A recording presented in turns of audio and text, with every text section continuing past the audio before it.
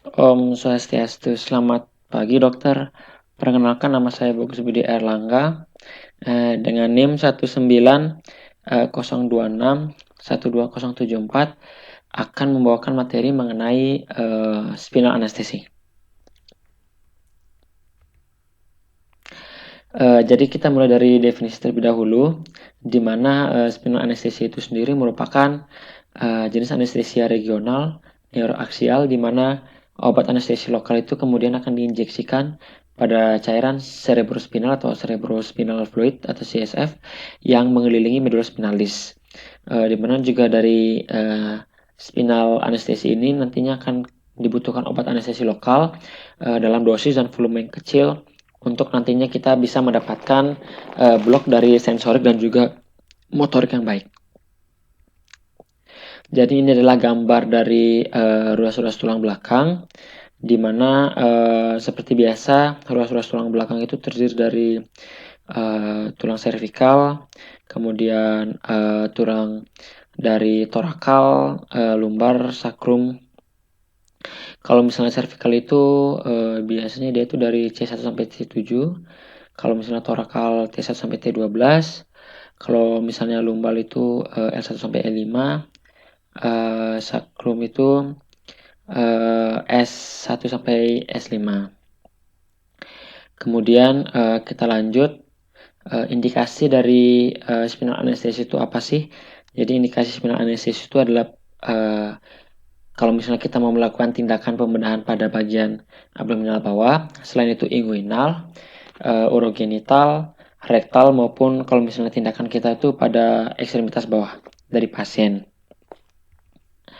Baik, ini adalah kontraindikasi. Kalau misalnya kontraindikasi itu ada yang absolut dan juga relatif. Kalau misalnya kontraindikasi absolut berarti benar-benar tidak bisa kita lakukan dari spinal anestesi ini. Kalau misalnya relatif mungkin masih akan ada pertimbangan satu dan juga hal-hal lainnya sehingga kemudian baru kita kemudian bisa tentukan apakah tetap bisa kita lanjutkan penggunaannya atau mungkin kita tunda atau bagaimana. Kalau misalnya absolut itu yang pertama adalah penolakan dari pasien. Jadi tentu saja sebelum kita melakukan suatu tindakan apapun, kita harus selalu meminta informed consent dari pasien. Apabila ada penolakan dari pasien, hal itu merupakan suatu hal yang pasti bagi kita untuk tidak melanjutkan tindakan atau prosedur tersebut. Kemudian infeksi di lokasi penyuntikan.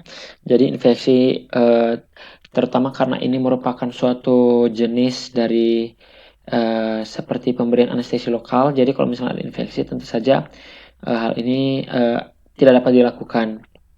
Sehingga mungkin kita dapat mengobati infeksinya terlebih dahulu baru kemudian kita bisa memberikan injeksi atau bisa dilanjutkan dengan penggunaan spinal anestesi ini. Kemudian peningkatan tekanan intrakranial, hipovolemi berat, dan juga koagulopati itu merupakan beberapa syarat absolut kontraindikasi dari spinal anestesi. Kemudian kalau yang relatif itu juga ada beberapa. Yang pertama ada sepsis atau bakteremia. Kemudian pasien tidak kooperatif. Kemudian defisit neurologis, deformitas tulang belakang, dan juga penyakit jantung stenosis. Baik, ini adalah efek pada beberapa sistem organ, di mana penggunaan dari spinal anestesia ini tentu saja akan berefek pada sistem organ yang ada dalam tubuh pasien. Walaupun memang istilahnya kita menggunakan obat anestesi lokal, namun bagaimanapun juga kita menyasar dari bagian tulang belakang yang berisi saraf-saraf dan tentu saja hal ini akan menyebabkan efek pada sistem organ lainnya. Dari saraf itu sendiri tentu saja blok simpatis, sensor dan juga motorik, di mana hal inilah yang kemudian mungkin akan kita cari selama tindakan demi kenyamanan dan juga keamanan pasien. Kemudian ada differential block, di mana blok simpatis 2 segmen di atas blok sensoris dan juga beberapa segmen di atas blok motorik. Kemudian perbedaan ukuran dan jenis rambut saraf. Untuk simpatis itu biasanya pada torakolumbal, kalau misalnya parasimpatis itu pada kraniosakral. Kita lanjutkan dengan efek pada sistem organ kardiovaskuler, di mana dengan penggunaan spinal anestesi ini pada kardiovaskuler itu akan menyebabkan vasodilatasi, yang mana ketika sudah terjadi vasodilatasi, hal ini tentu saja biasanya akan diiringi dengan hipotensi dari pasien. Oleh sebab itu, cara kita menanggulanginya adalah tentu saja dengan pemberian cairan dan juga vasopresor, dengan harapan bisa terjadi vasokonstriksi, volume cairan bertambah, dan pada akhirnya tidak akan terjadi hipotensi, atau kita bisa tetap menjaga tekanan darah pasien dalam batas ambang yang normal atau yang pengen kita capai. Kemudian juga pada kardiovaskuler itu ada efek bradikardi yang akan memberikan respon atau refleks vagal. Oleh sebab itu harus kita berikan obat sulfasatropin dengan dosis 0,04 mg per kilogram, biasanya melalui intravena. Kemudian kalau misalnya efek pada respirasi itu biasanya ada high block, di mana pada high block ini memang volume tidalnya itu tetap, namun terjadi penurunan kapasitas vital dari paru-paru. Lalu untuk pada efek yang metabolik atau berhubungan dengan endokrin itu biasanya itu terjadi penurunan stres respon terhadap pembedahan.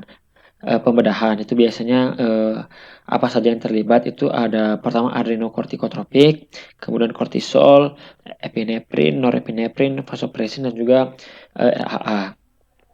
Kalau misalnya pada pencernaan itu sendiri biasanya seperti yang kita tahu bahwa kontraksi dari usus itu dipengaruhi oleh saraf simpatis dan juga saraf parasimpatis, di mana juga hal ini tentu saja akan berpengaruh terhadap kontraksi usus, dan juga terjadi penurunan dari MAP yang pada akhirnya akan menyebabkan penurunan aliran darah ke hepar. Oleh karena itu, seperti yang sudah dijelaskan bahwa penurunan MAP ini harus segera kita atasi dengan pemberian cairan, dan juga kita bisa berikan vasopresor. Lalu kalau misalnya efek pada sistem organ dari urinarius itu sendiri, biasanya yang terkena itu adalah dari autoregulasi ginjal, dan juga dapat menyebabkan retensi urin dari pasien. Lalu ini ada beberapa komplikasi, jadi cukup banyak komplikasi yang dapat terjadi ketika kita melakukan tindakan yang memerlukan spinal anestesi, yang mana tentu saja untuk komplikasi ini kita juga harus jelaskan kepada pasien di awal melalui info concern bahwa sejatinya mungkin ada beberapa hal yang mungkin dapat terjadi selain dari di luar proses tindakan pembedahan yang dilakukan, yaitu berupa komplikasi biasanya seperti high spinal, henti jantung juga bisa terjadi, retensi urin, anestesia dan juga analgesia yang tidak adekuat, misalnya toksisitas obat anestesi lokal, nyeri punggung yang dirasakan pasien, postural puncture headache, kemudian cedera neurologis juga dapat terjadi, meningitis dan arachnoiditis, abses epidural, transient neurological symptoms atau TNS.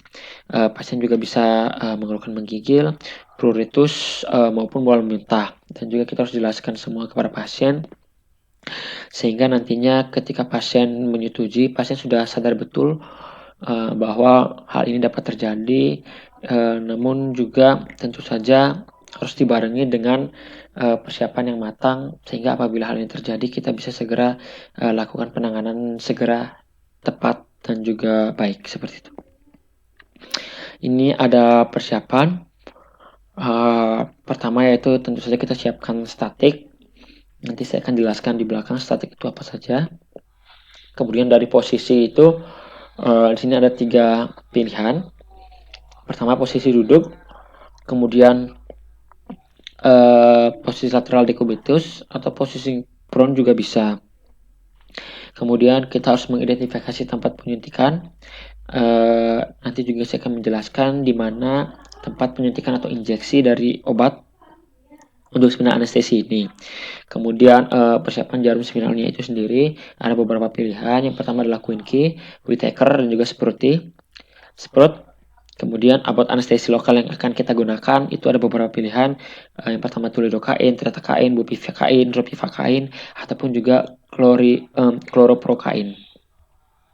Ini adalah statik di mana statik itu terdiri, ini merupakan suatu singkatan, terdiri dari pertama itu scope, bisa stetoskop atau laryngoskop. Kemudian T itu untuk tube, kemudian A itu adalah airway device, itu dapat berupa oropharyngeal dan juga nasopharyngeal airway. Kemudian T itu tape, itu introducer, C itu konektor, dan juga S itu untuk suction. Ini adalah staticsnya. Kemudian kita lanjutkan.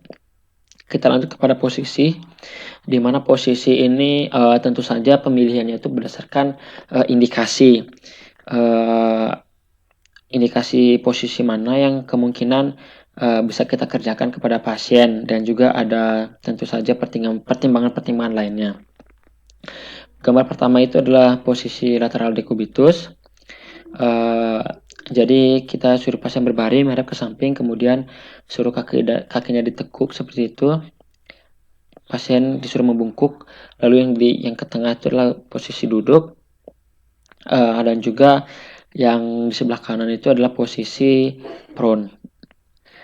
Dimana dari ketiga posisi ini kita meminta pasien untuk membungkuk seperti itu, kurang lebih kalau tidak salah mungkin untuk agar ruas-ruas tulang belakang itu terbuka, sehingga kita dapat lebih mudah menentukan posisi, dan juga kita dapat melakukan injeksi secara tepat di posisi tempat injeksi obat nantinya.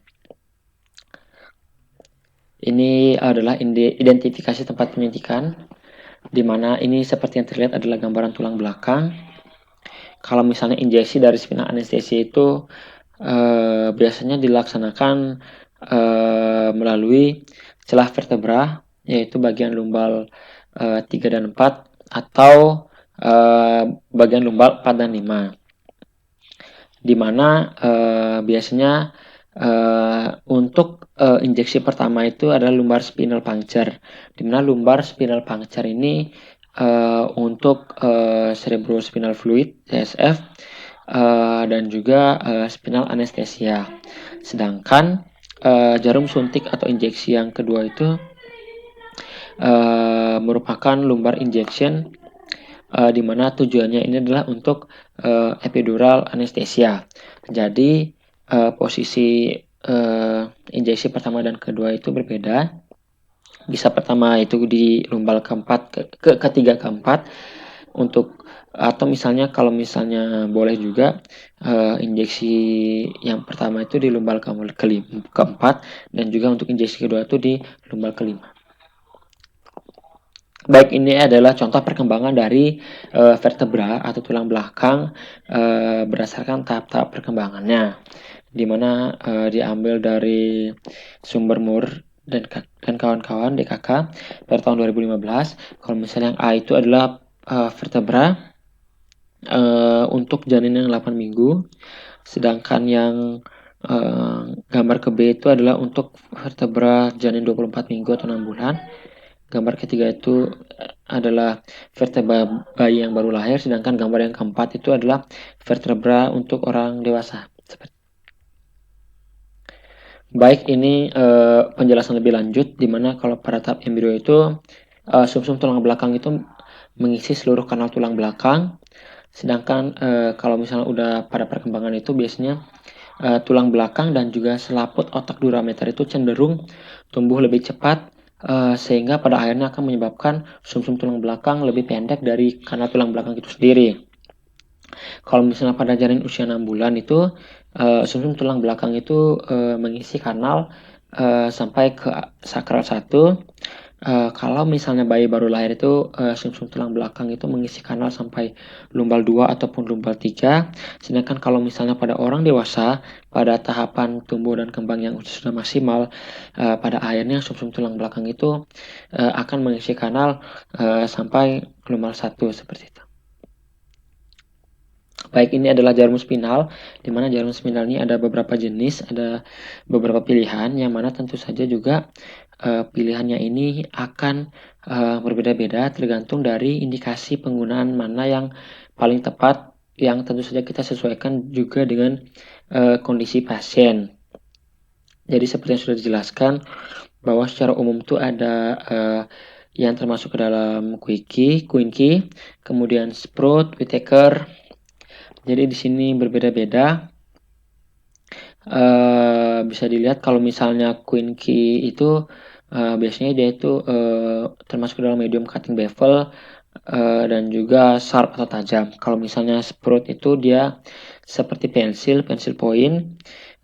Whittaker juga seperti pensil point. Kalau misalnya green itu dia non cutting bevel.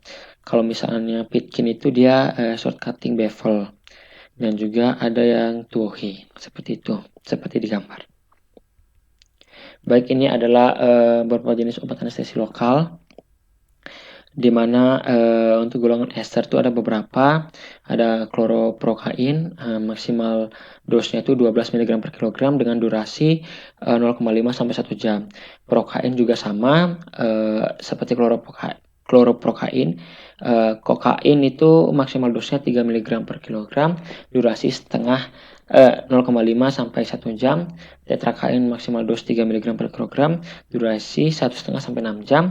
Lalu golongan amids atau mides, lidocaine itu maksimal dosnya 4,5 mg per kilogram,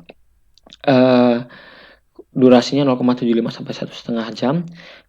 Kalau misalnya nepivacain maksimal dosnya sama dengan lidocaine namun durasinya 1 sampai 2 jam.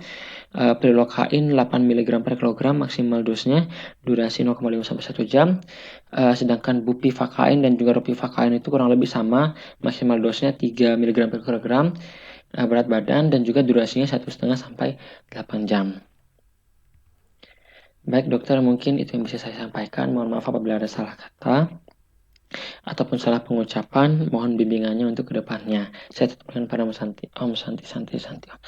Terima kasih dokter.